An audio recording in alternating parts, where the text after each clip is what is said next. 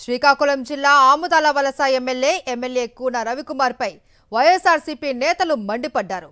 SC మహిళ అయిన KGBV principal ను శారీరకంగా మానసికంగా వేధించడం విచారకరమన్నారు.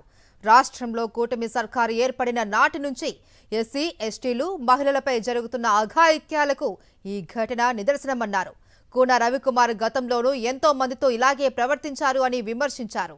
ఒంటరి ఎస్సీ మహిళను అర్ధరాత్రి దాకా ఆఫీసులో ఉంచి వేధించడం, రాత్రిళ్లు వీడియో కాల్ చేయడం ఎంతవరకు సమంజసమని ప్రశ్నించారు. బాధిత మహిళకు అండగా వైఎస్ఆర్సీపీ పోరాటం చేస్తోంది అన్నారు. సార్, నాకు నేను ఏ తప్పు చేయనప్పటికీ నాకు ఒక దళిత మహిళని నాకు శ్రీకాకుళం గారమండలంలో ఉంటున్న కేజీబీవీ మేడంకి పొందూరు వేస్తూ పొందూరు నుండి నాకు కంచెలు వేశారు.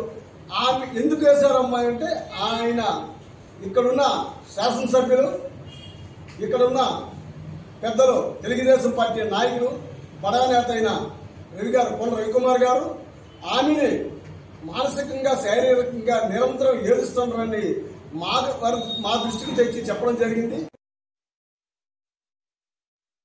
ఆవిడ ఏదో కుటుంబ సమస్యలతో ఒంటరిగా ఉంది.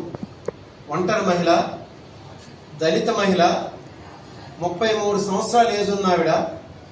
నీ కూతురు వయసు, నీకు 57 సంవత్సరాలు, 57-58 సంవత్సరాలు నీ కూతురు వయసు ఉన్న ఆవిడతో ఇలా ప్రవర్తించడం ఇది సబబేనా?